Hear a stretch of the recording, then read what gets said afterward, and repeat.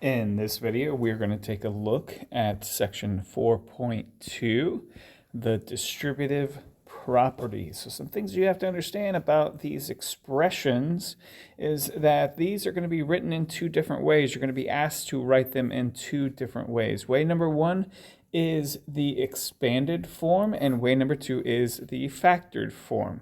Okay, so let me back up and let me do this a different color. So the factored form, I'll show you kind of what it looks like when I highlight it in green. All right, so the factored or the expanded form is when things are multiplied out and they're kind of separated, right? So it looks like this. Okay, that's expanded form. Okay, so this is expanded form.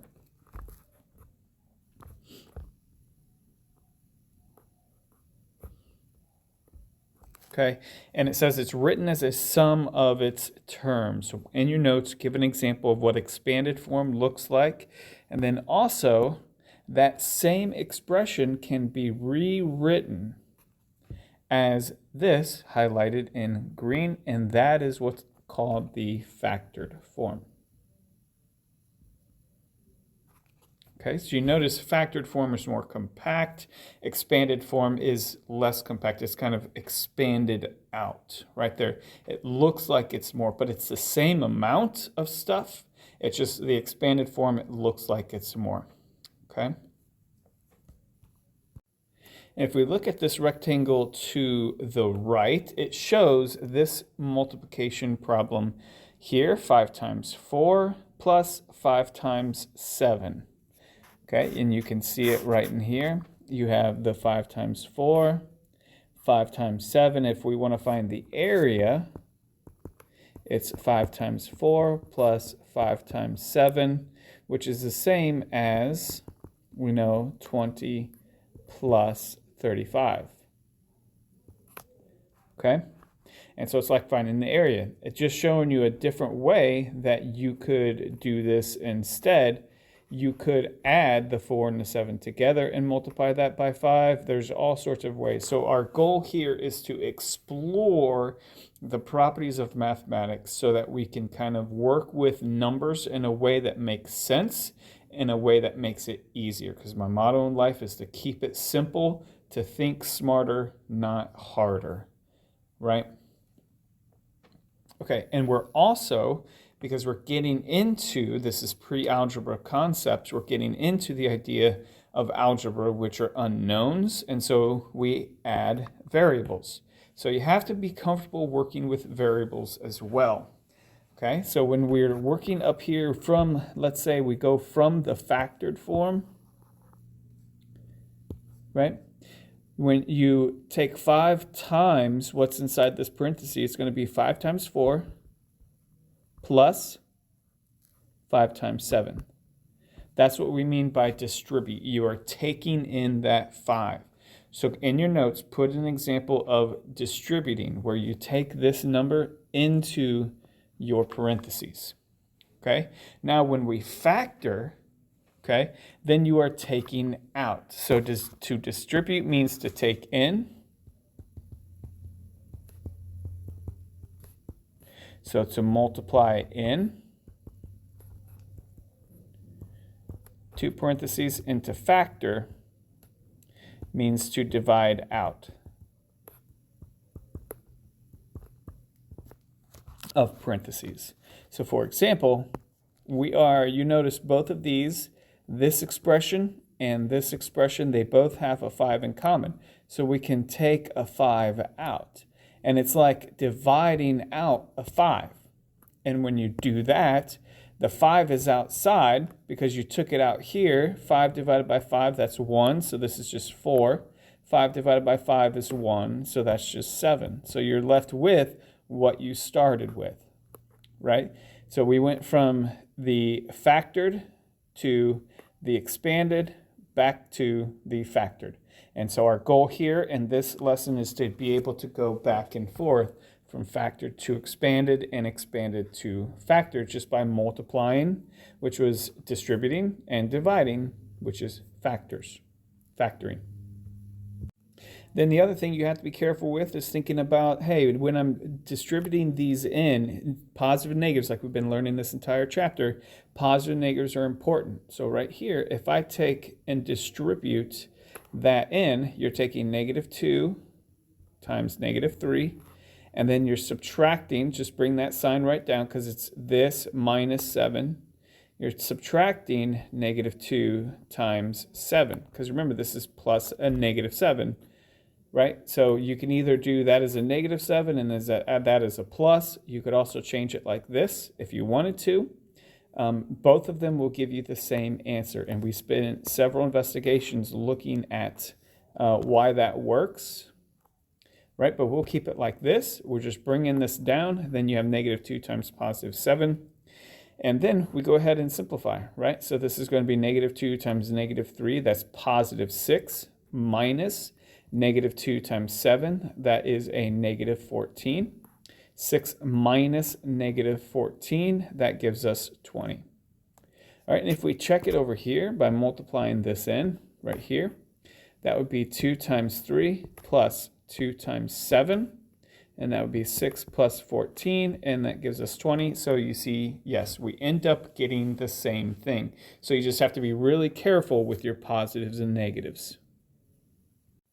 Okay, let's go ahead and get started working on some of these problems.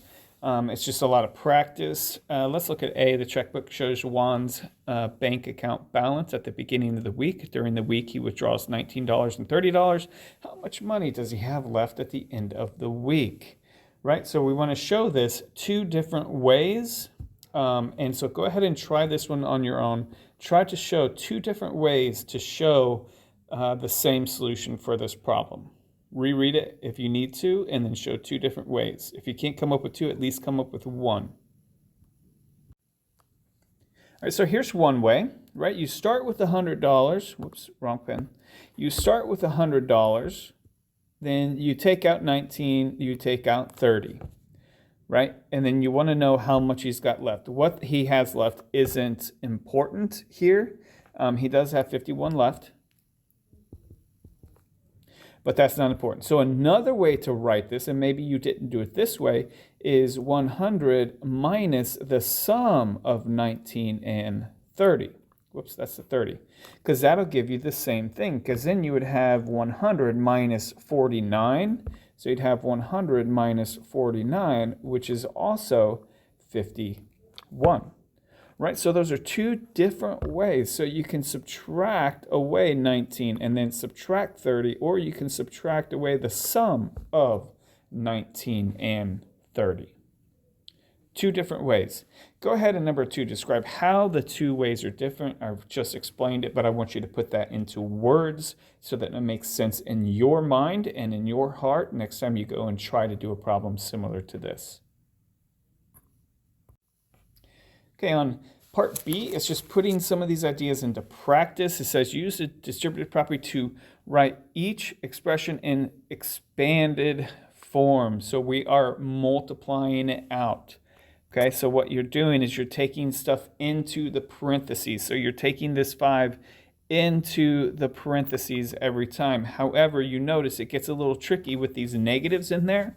And so think through it. What do I know about the properties of positives and negatives and integers and numbers that would I carry over into what I'm doing now? Remember, math is never changes, just like our God never changes. The rules are foundational. You cannot break the rules of mathematics and make it work out into your favor. You just cannot do that. It's unchanging, will be forever. Right, so go ahead and try 1 through 4, and then come back to the video and see how you did. Okay, if you look at what we did here, we just are taking that 5 in every time and multiplying it. Right, you're doing the same thing, and we're not even worried about what the answers are. Okay, we're not even worried. We're worried about the process and making sure that we're distributing correctly and using correct notations. All right, I would highly recommend, I don't remember if I did this, but highly recommend using parentheses like I do here, because if you're showing that product, it just makes it clearer, more clear cut. Use parentheses. So when you multiply this 5 in, it's 5 times 3, then 5 times -2. And then you're adding them because those two numbers are being added. And here on number 3, you're subtracting them, which is why we carry over this subtraction sign right there. It's 5 times 3, 5 times 3, 5 times 2. And then down here on the last one, you have a subtraction. And then you also have, well, you have 5 times 3, and that's where this comes from. And then 5 times -2, which is where that last bit comes from. And anytime you're multiplying by a negative number, I always throw that into parentheses so it doesn't look like subtraction, because if you don't, if I take this and I rewrite it 5 times -2, that could be misstrewn as or misunderstood as 5 minus 2, okay? Because sometimes we don't make this big enough. So if we use parentheses, it's plenty clear. If you have two numbers next to each other like this, this shows multiplication. Put that in your notes if you need to. I can't even spell multiplication while I'm talking. But put that into your notes if you need to put that in your notes. Pause the video and write that however you want.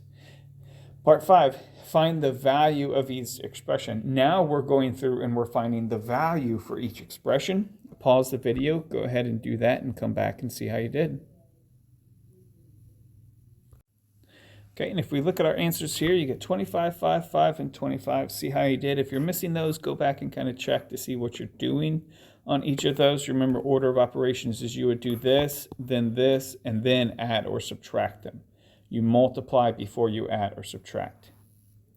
Okay, part C, go ahead and do these.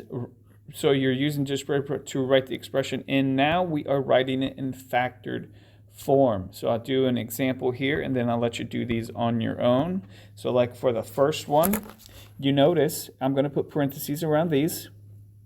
When you're writing them, rewrite each one of these. You should rewrite each one of these in your notes every single time, exactly as it is in the text. So you notice they both have a 6 in common. So essentially what I'm going to end up doing is I'm going to end up dividing out a 6 out of each. And when I do that, that 6 it can't disappear. What happens is it goes then out front. What that means is you would have 6 times 2 plus 3. Because this is the backwards to what we just did, where if we undo this, that's us multiplying it in, you would have 6 times 2 plus 6 times 3. You see that's just backwards. This is the division aspect, the factoring aspect of what we just did. So go ahead and do those, rewrite them in factored form, and then come back to the video to see how you did. Okay, so if we look at our solutions here, we should have, for the first one, we already did 6 times the quantity of 2 plus 3. And then here, you notice it's the same things. You have the 2 and the 3. The only difference is the first one was adding, this was subtracting. So it's 6 times the quantity of 2 minus 3. And here, you notice they both have a -6 in common. So that's why I took a -6 out front. And then you have 2 plus 3 remaining inside those parentheses. And so it's -6 times the quantity of 2 plus 3. And you can always check, right? You can always check by multiplying, distributing this back out. So -6 times 2, then plus, because this sign is plus, -6 times 3, and then that's exactly what we had here, right? So we know that we did something right. And checking the next one, -6 times 2 minus 3. And then 5 and 6 are a little bit trickier because they both have an x in common, so I took an x out. Okay, I divided that x out, and then you have 5 minus 8. But again, you can check this by multiplying this in. So you would have x times 5 minus x times 8. And it doesn't matter, the commutative property of multiplication says it doesn't matter what order you multiply things in, right? You can switch those around and you get the same thing. In 6, you notice they both have an x in common, so that's what I factored out. And then you would have -3 minus 4. -3 minus 4 remaining. And in 7, explain how to factor an expression with subtraction. Well, you just bring that sign down, right? On all of these, like right here, this was subtraction, so I made this in here. The 2 minus 3, I made that subtraction as well. You don't really need to do anything with it other than carry it over or bring it down if we're working vertically. Okay, and then on D, if you apply the order of operations to 3.5 times 15 minus 3.5 times 5. You notice they both have, so here I'm going to put parentheses around this. They both have the 3.5, right? And you can multiply them, like take 3.5 times 15, that's where this comes from, and take 3.5 times 5, and that's where this comes from. You get 35. What value you get if you use a distributive property first, right? You have to do it properly. So if you use a distributive property, they both have a 3.5 in common. So we're going to end up dividing that out. So this is divided out, and you're left with 15 minus 5 inside. 15 minus 5. And so now 15 minus 5, I would do what's inside the parentheses. I know that's 10. 10 times 3.5, I know 3.5 is 3.5, that's 35. You end up getting the exact same thing. But you notice in this case, thinking smarter, if we could look forward to see, hey, the distributive property is going to make this a little bit easier by factoring that out and then simplifying the 15 minus 5 first. Right, so that's the whole part of thinking smarter, not harder on all of these. So go ahead and try 2 and 3, or 2 on your own, and then come back and see how you did. On 2, what it's having you do is you're having you distribute that 17. So rewrite this in your notes and show that you're distributing that 17 into those parentheses, because you're getting, actually they don't want you to. That's how they get this, but what we're doing is we are distributing that in. So we're taking 17 times 8.5, so 17 times 8.5 minus, because I'm just carrying that sign over, 17 times 3.5. And when you figure that out, you'll get the same thing. You'll end up getting 85 if you distribute it correctly. So what would you say to someone who's wondering whether to apply the distributive order up operations? I've said it before. Keep it simple, right? Think smarter, not harder. Think about what's going to happen if I do this. Will this make the mathematics a little bit easier? Okay, and then on this one, E, I'm not going to spend too much time on E. But if you look at what she's doing, it is okay because she ends up taking this -1 and distributes it in. So that's where the -1 times 1 comes from. And then -1 times -1 comes from. So in all, she does end up distributing it in correctly. Again, I don't want to spend too much time on that. So let's jump to F. In F, it says use the order of operations or properties of operations to compute each expression. Give your answers as decimals. All right, so go ahead and answer those questions. Do 1 and 2, A and B, and then we'll come back and see how you did.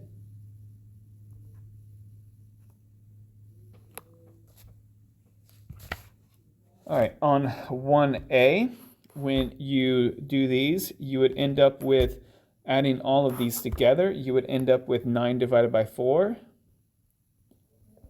And that is 2 1/4, but they want it as decimals, so 2.25. And then on B, you end up with 9 divided by 4 as well.